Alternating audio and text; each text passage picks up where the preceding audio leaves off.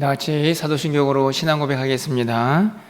전능하사 천지를 만드신 하나님 아버지를 내가 믿사오며 그 외아들 우리 주 예수 그리스도를 믿사오니 이는 성령으로 잉태하사 동정녀 마리아에게 나시고 본디오 빌라도에게 고난을 받으사 십자가에 못 박혀 죽으시고 장사한 지 사흘 만에 죽은 자 가운데서 다시 살아나시며 하늘에 오르사 전능하신 하나님 우편에 앉아 계시다가 저리로서 산자와 죽은 자를 심판하러 오시리라. 성령을 믿사오며 거룩한 공예와 성도가 서로 교통하는 것과 죄를 사하여 주시는 것과 몸이 다시 사는 것과 영원히 사는 것을 믿사옵나이다. 아멘. 우리 찬송가 179장 찬양드리겠습니다.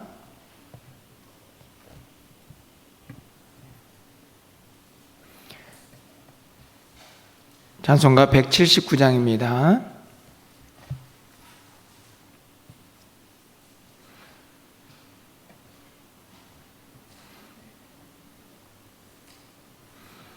주 예수의 강림이 가까우니 저 천국으로 들자 회개하라.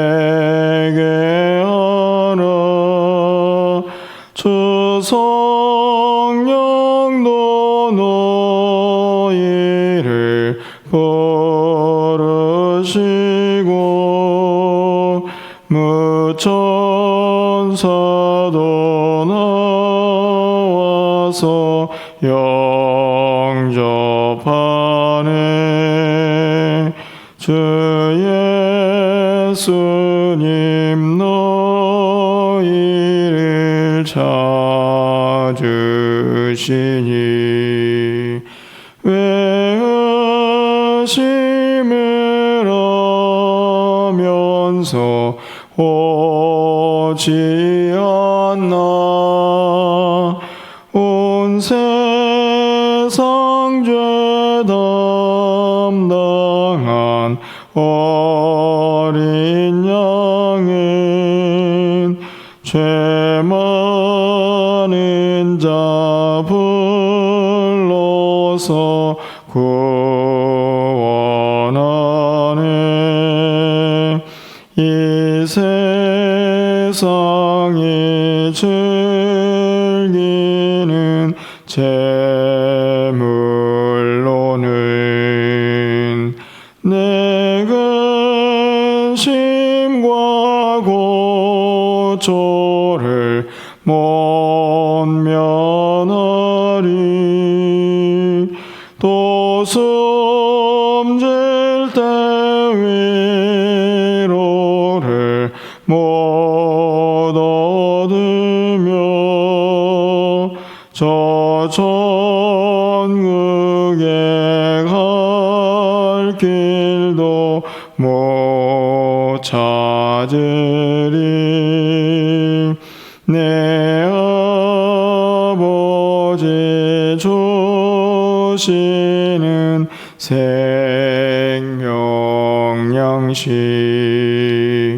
다 배불리 먹고서 영생하라.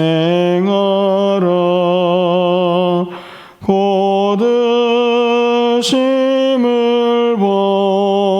버리고 주께 오면 그 한없는 자비를 힘입으리.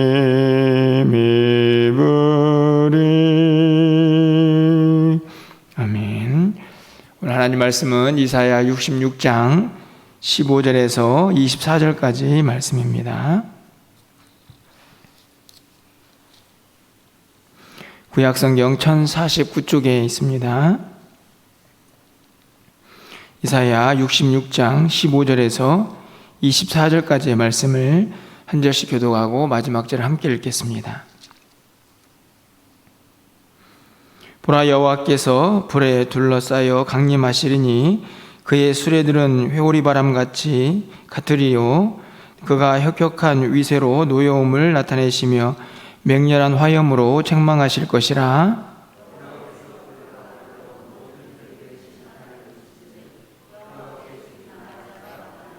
스스로 거룩하게 구별하며 스스로 정결하게 하고 동산에 들어가서 그 가운데 있는 자를 따라 돼지고기와 가증한 물건과 쥐를 먹는 자가 다 함께 망하리라. 여호와의 말씀이니라.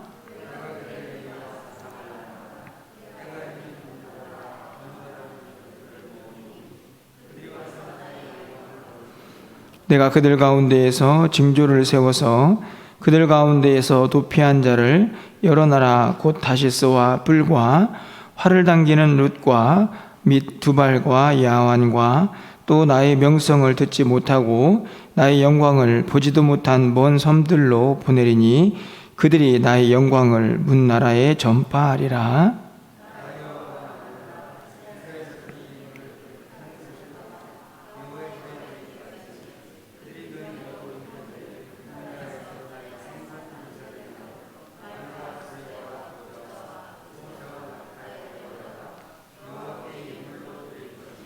나는 그 가운데에서 택하여 제사장과 레위인을 삼으리라. 여호와의 말씀이니라.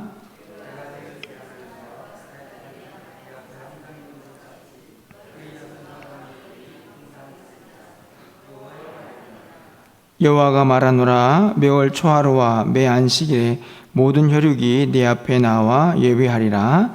그들이 나가서 내게 패역한 자들의 시체들을 볼 것이라. 그 벌레가 죽지 아니하며 그 불이 꺼지지 아니하여 모든 혈육에게 가증함이 되리라.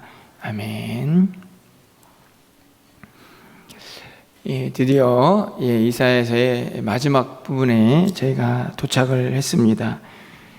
백성들을 위로하고 또 하나님의 소망과 또 회복의 메시지를 전하고 있는 이사야서 후반부를 읽기 시작해서 66장 끝자락에 와 있는데요. 여러분들은 말씀을 쭉 묵상하시고 또 읽으시면서 어떤 생각이 드셨습니까? 저는 오늘 말씀을 읽고 또 이사야서를 이제 끝내는 그런 상황에서 어떤 말씀을 전해야 할까 좀 고민이 좀 되었는데요. 그런 가운데에서 제 마음속에 한 가지 분명하게 든 것은 결국은 이 말씀을 듣고 있는 이스라엘 백성의 입장에서 살펴보게 됩니다. 왜냐하면 그 백성들의 모습이 결국 오늘 설교를 듣고 또 말씀을 묵상하는 우리들의 모습이기 때문이죠. 이 메시지를 들어야 할 이스라엘 백성들, 그 당시의 삶이 결코 녹록하지를 않았습니다. 여전히 그들은 죄악 가운데 있었고 또 이런저런 어려움이 그들의 삶 가운데 늘 함께 했습니다. 뿐만 아니라 그들이 장차 경험해야 할 포로 생활, 또 예루살렘의 멸망, 그것을 바라보는 것이 그들에게 결코 쉽지 않은 일이었을 것입니다. 그 모든 상황 속에서 하나님의 위로와 또 소망의 메시지를 듣고 있는 이 백성들, 그들의 자리에 오늘 우리를 좀 놓아봅니다. 그 말씀을 듣는 이스라엘 백성들의 모습 가운데에 우리가 함께하고 있었다고 하면 우리는 어떤 태도로 그 말씀을 듣고 또 들어야 했을까 돌아보게 되는 것이죠. 결국은요, 그 생명의 말씀, 그 위로의 말씀, 그 소망의 말씀을 듣는 자들은 그 말씀을 끝까지 붙잡고 어떻게 살아야 할 것인가의 문제로 연결이 된다고 생각이 듭니다. 그 말씀을 듣고도 무슨 그런 일이 일어나겠어. 그건 그냥 나중의 일이지.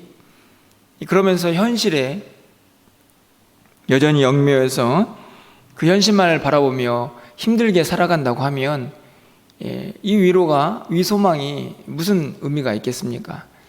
오늘 이 땅을 살아가고 있는 우리도 마찬가지라고 생각이 듭니다. 말씀을 읽고 또 묵상하고 있지만 그것이 뭐 나에게 무슨 의미가 있어라고 생각이 든다고 하면 그 말씀이 전혀 우리의 삶에 영향을 미치지 못하게 될 것이기 때문입니다. 여러분, 오늘 이사야서 마지막 부분을 읽고 있는데요, 이 말씀을 여러분의 삶에서 어떻게 적용하고 또 그것을 어떻게 붙잡고 살아가야 하느냐, 그것이 오늘 말씀을 듣는 우리에게 가장 큰 숙제가 아닌가 생각이 들어집니다.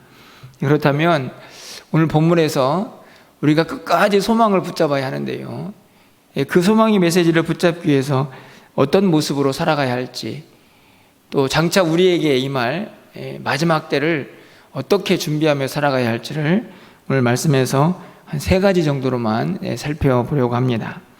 가장 먼저는요, 거룩한, 진실된 거룩한 삶의 모습이 아닐까 생각이 듭니다. 여러분 17절 말씀을 좀 가서 보시면요, 그들이 스스로 거룩하게 구별하며 스스로 정결하게 하고 동산에 들어가서 그 가운데 있는 자를 따라 돼지 고기와 가정한 물건과 쥐를 먹는 자가 다 함께 망하리라. 여호와의 말씀이니라. 15절 이하에서 보면 계속해서 하나님의 심판에 대한 메시지가 등장을 합니다. 하나님 앞에서 악을 행하고 죄를 범한 자들, 그들이 당연히 하나님의 심판을 당하게 될 텐데요, 그런데 오늘 17절 말씀을 보면 그 심판을 당하는 자들에게 그들의 모습 가운데 좀 특이한 모습이 발견되지 않습니까? 스스로 거룩하게 구별하며 스스로 정결하게 하고 동산에 들어가서, 그러니까 스스로 거룩하고 스스로 정결하게 자신을 좀 잘 구별하는데 그들이 동산에 들어가서 행하는 일이 무엇입니까? 결국 우상을 숭배하는 일이죠. 거기 보면 가정한 물건들, 쥐를 먹는 자들, 그런 자들이 등장을 하는데 결국에는 그들과 함께 다 같이 망하리라, 이렇게 말씀을 합니다. 하나님의 심판 가운데 그들도 동일하게 그 심판을 당하게 될 것을 말씀하고 있는 것이죠. 여기에서 스스로 거룩하게 구별하고 스스로 정결하게 한 자들, 그들은 어떤 학자들은 위선적으로 또 외식하는 모습으로 하나님을 섬겼던 자들이 아니냐, 이렇게 해석하는 사람도 있습니다. 하지만 중요한 것은요, 그들이 누구이든지 간에 이 우상을 숭배하는 자들 또한 스스로를 정결하게 하고 구별되게 하는 그 모습을 보여주고 있다는 사실입니다. 하나님이 아니라 우상을 숭배하는 자들도 그 우상 앞에 나아갈 때는 스스로 거룩하게 하고 정결하게 하는 그 모습을 보여주고 있는 것이죠. 저는 이 말씀을 보면서 마지막 때를 살고 있는 우리 모두가, 진정한 위로와 소망을 기대하고 살아가고 있는 우리 모두가 하나님 앞에서 취해야 할 아주 중요한 모습이 무엇인가 하는 것을 깨닫게 됩니다.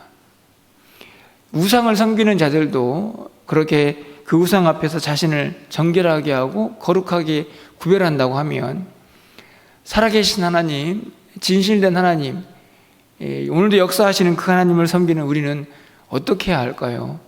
그들보다 더욱더 거룩하고 구별된 모습으로 살아야 하지 않겠습니까?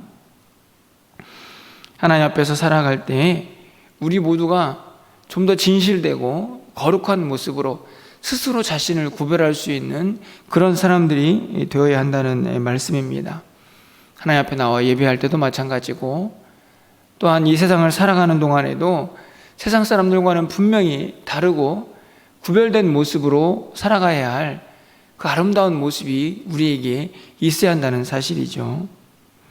우상을 숭배하는 자들도 그 우상 앞에 나아갈 때에 스스로를 구별하고 거룩하게 한다고 하면 살아계신 하나님, 전능하신 하나님을 섬기는 우리는 더욱 그들보다 더 구별되고 거룩한 모습으로 이 땅에 서 있어야 한다는 사실입니다. 그렇게 하나님을 기대하고 소망하며 살아가야 한다는 말씀이죠.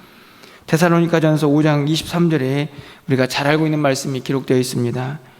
평강의 하나님이 친히 너희로 온전히 거룩하게 하시고 또 너희 온 영과 혼과 몸이 우리 주 예수 그리스도에 강림하실 때에 흠없게 보존되기를 원하노라.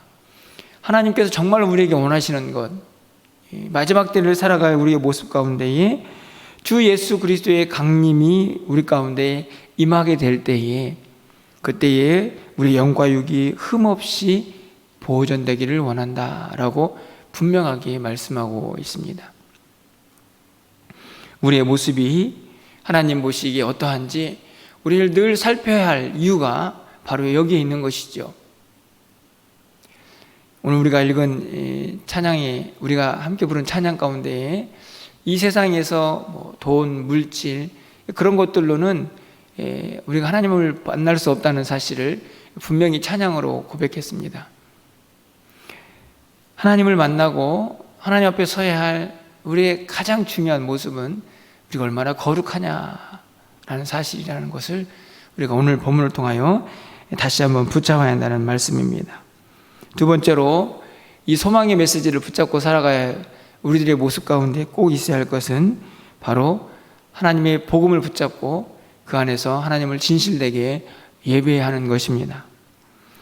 여러분 18절 이하에 가보시면요, 이 문나라 가운데에 하나님의 영광이 온 세상에 전파되고 있는 모습이 기록이 되어 있습니다.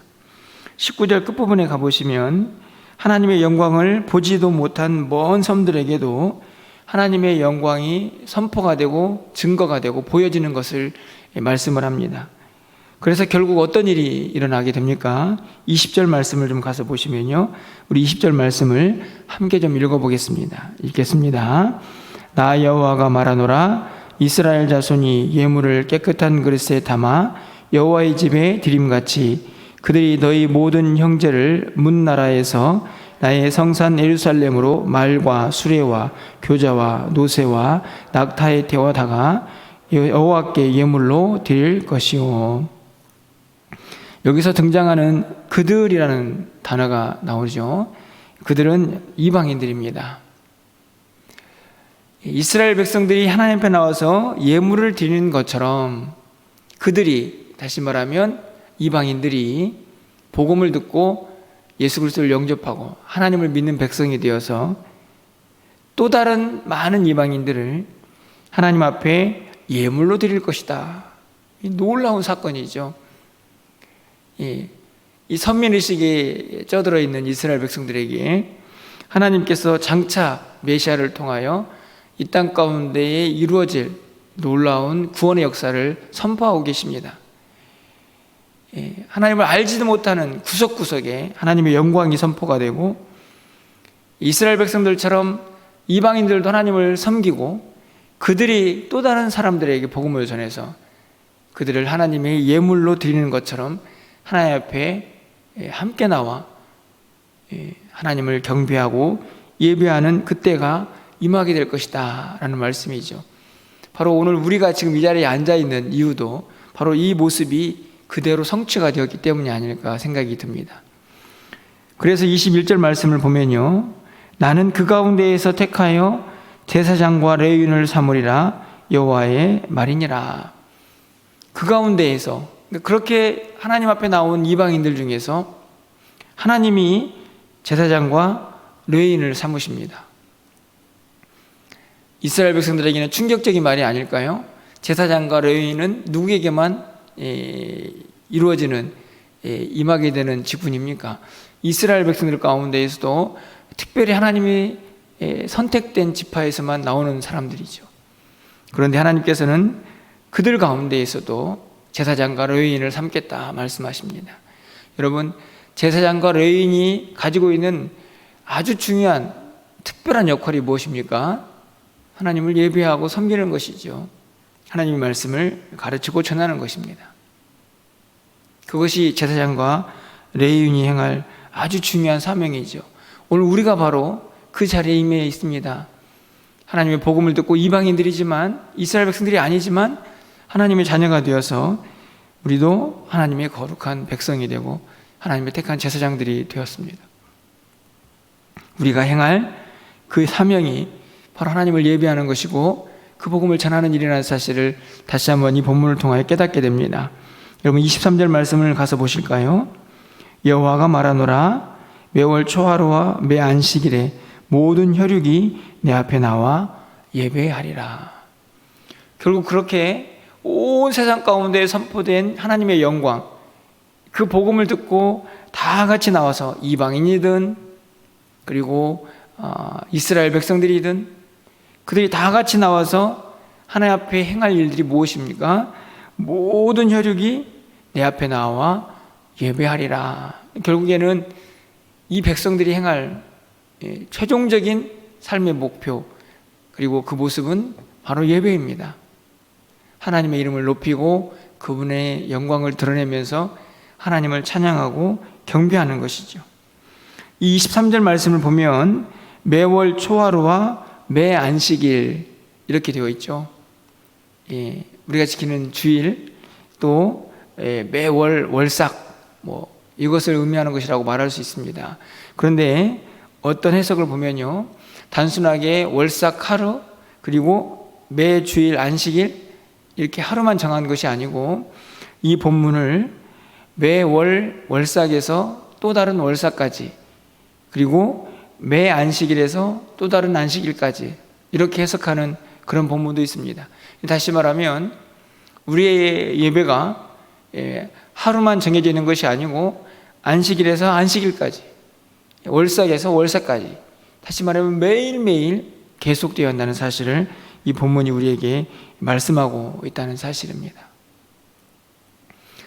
우리가 마지막까지 행하고요, 지켜내야 할 예배의 자리, 그리고 결국에 여러분, 하나님 나라에 가서 우리가 마지막까지 계속해서 영원히 해야 할 일이 무엇일까요?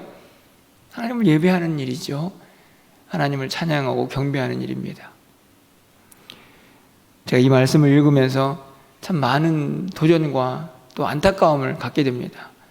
이 시대가 코로나 때문에 점점 예배가 어려워지고 있기 때문입니다. 사실 안타깝지만 전도회를 나누어서 예배를 드립니다. 그래도 2주에 한 번씩만이라도 좀 나와 주십시오.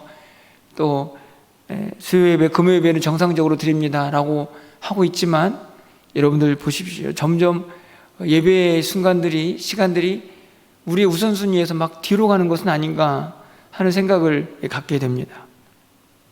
여러분 어떠신가요? 물론 지금 예배하고 있는 분들이야 또 그 마음속에 간절함과 사모함이 있겠지만, 우리의 모습들을 좀 정확하게 하나님 앞에서 진단할 필요가 있는 시대가 아닌가 생각합니다. 예배가 우리의 삶의 궁극적인, 끝까지 붙잡아야 할 너무나 중요한 사명인데도 불구하고, 그리고 장차 하나님 나라에 가서 우리가 행할 일들도 결국 하나님을 예배하는 일임에도 불구하고, 우리가 이 땅 가운데에서 그 예배가 너무 소홀히 여겨지고 있는 것은 아닌지 하는 모습을 오늘 말씀을 통하여 다시 한번 돌아보게 되는 것이죠. 마지막으로 오늘 본문을 통하여 우리가 끝까지 붙잡아야 할 소망이 있는 것을 발견하게 됩니다. 바로 22절 말씀입니다. 우리 마지막으로 22절을 함께 읽도록 하겠습니다. 내가 지을 새 하늘과 새 땅이 내 앞에 항상 있는 것 같이 너희 자손과 너희 이름이 항상 있으리라, 여호와의 말이니라. 하나님께서 지으실 새 하늘과 새 땅이 하나님 앞에 항상 있음 같이 그들의 이름도 항상 하나님 앞에 있을 것이다. 이 말씀이 무슨 말씀입니까? 결국 이 땅을 살아가는 우리 모든 삶의 모습 가운데에 결국 무엇이 항상 있어야 할까요? 그것은 하나님이 우리에게 약속하신 새 하늘과 새 땅입니다. 이 땅의 삶이 끝이 아니고 나의 이름이 영원한 생명책에 기록되어 있어서 우리에게는 영원한 생명이 그 하나님 나라에서 약속되어 있다는 사실을 우리가 늘 항상 생각하며 살아가야 하는 것이죠. 베드로후서 3장 12절 13절 말씀을 제가 읽어드립니다. 하나님의 날이 임하기를 바라보고 간절히 사모하라. 하나님의 날이 임하기를 간절히 바라보고 사모하라고 말씀합니다. 그날에 하늘에 불이 타서 풀어지고 물질이 뜨거운 불에 녹아지려니와 우리는 그의 약속대로 의가 있는 곳인 새 하늘과 새 땅을 바라보도다. 결국에는 마지막 때를 붙잡고 살아가는 그 모든 사람들이, 모든 백성들이, 하나님의 사람들이 끝까지 기억하고 소망하고 간절히 바라봐야 할 그곳은 하나님의 나라, 새 하늘과 새 땅이라는 사실을 베드로 후서도 반드시 우리에게 기억하도록 말씀하고 있습니다. 여러분, 결국 우리 모두에게는요, 종말이 오게 될 것입니다. 그것이 우주적인 종말이든 개인적인 종말이든 우리에게는 다 끝이 있습니다. 그 끝이 있을 백성들이 항상 붙잡고 소망하며 살아가야 할 그 나라는 하나님이 우리에게 약속하신 새 하늘과 새 땅이라는 사실을 분명히 오늘 우리에게 가르쳐주고 있는 것이죠. 이 땅의 삶은요, 기쁨도 있고 평안도 있고 그 가운데에서 우리가 누려야 할 것들이 참 많이 있지만 그것은 유한한 것들입니다. 그리고 그것이 언젠가는 끝이 나고 그것은 항상 또 우리에게 힘들고 어려움으로 닥쳐오기도 합니다. 이 땅을 살고 있는 우리 모두가 오늘 말씀을 통하여 끝까지 붙잡아야 할 것이 무엇인가를 다시 한번 여러분이 기억하시면서 오늘 세 가지를 말씀을 드렸습니다. 우리가 늘 하나님 앞에서 거룩하게 구별되어 살아가야 한다는 사실, 그리고 어떤 순간에도 하나님을 예배하는 그 자리를 지키지 않아서는 안 되고 그것을 붙잡아야 한다는 사실, 그리고 마지막에 늘 하나님 나라를 소망하며 살아가야 한다는 사실. 여러분, 오늘 이 짧은 말씀 속에서요, 하나님께서 계속해서 강조하고 있는 것이 무엇입니까? 여호와의 말이다, 여호와의 말씀이다. 오늘 제가 선포한 이 말씀도 제가 개인적으로 여러분에게 부탁드리고 선포하는 말씀이 아니고 하나님의 생명의 말씀이라는 사실을 여러분이 꼭 기억하시고, 이 땅을 살아가는 우리 모두가 정말 하나님의 위로와 소망을, 그것을 경험하기를 우리가 기대한다면 오늘 이 세 가지를 반드시 붙잡고 기억하며 살아야 한다는 것을 여러분 잊지 마시고, 오늘 하루도 주님과 함께 이 약속의 말씀을 붙잡고 여러분의 삶에서 승리의 기쁨을 맛보시며 살아가는 저와 여러분 되시기를 주님의 이름으로 축원합니다. 기도하겠습니다. 사랑의 하나님, 이사야서의 말씀을 오늘 끝으로 묵상하며 마치게 되었습니다. 하나님의 위로가 그 백성들 가운데 임하기를 소망하시며 그들에게 소망과 또 생명과 희망의 메시지를 전하셨던 그 하나님의 말씀을 오늘 우리는 어떻게 듣고 있는지 다시 한번 돌아봅니다. 혹시 성경 속에서만 선포되는 말씀, 그냥 이스라엘 백성들을 향하여 선포되는 그런 말씀으로만 혹시 우리가 기억되고 있지는 않습니까? 이 말씀이 오늘 이 땅을 살고 있는 우리의 모습 가운데에 어떻게 증거되고 선포되고 있는지 다시 한번 우리의 모습을 돌아보게 하시고, 이 마지막 때를 살아가야 할 우리가 어떻게 하나님 앞에서 살아가야 할지를 다시 한번 결단하고 다짐하는 이 아침이 되게 하여 주시옵소서. 간절히 바라기는 사랑하는 성도들이 이 땅 가운데에서 죄와 허물로 물들지 아니하고 거룩하게 구별되어 살기를 간절히 소망합니다. 어떤 상황 속에서도 하나님을 예배하고 경배하는 그 자리를 빼앗기지 않기를 간절히 소망합니다. 늘 하나님 나라를 소망하며 우리에게 약속하신 새하늘과 새 땅을 바라보며 그 나라를 사모하며 살아가기를 간절히 소망합니다. 이 땅의 삶이 때로는 지치고 힘들지라도, 우리를 어렵게 하고 우리가 고통 가운데 임할지라도 하나님께서 약속하신 이 생명의 말씀을 우리의 마음속 깊이 붙잡고 살아갈 수 있는 우리 모두가 되게 하여 주시옵소서. 오늘 하루도 이 말씀을 붙잡고 승리하며 사는 우리 사랑하는 성도들이 되게 하여 주시고, 하나님, 우리 모두가 이 어려운 시대 가운데에서 건강하고 안전하고 또 튼튼하고 아버지 영육이 강건하여서 하나님을 섬기기에 부족함이 없는 하나님 백성들이 다 될 수 있도록 주께서 역사하여 주시옵소서. 오늘 한 날 우리의 모든 삶을 주께 의탁합니다. 하나님과 동행하게 하시고 오늘도 기도하는 사랑하는 성도들의 삶 가운데에 기도의 응답과 열매가 있게 하여 주시옵소서. 오늘도 하나님 앞에 간절히 부르짖고 돌아가는 그 발걸음을 복되게 하시기를 간절히 소망하고 예수 그리스도의 이름으로 기도합나이다. 아멘.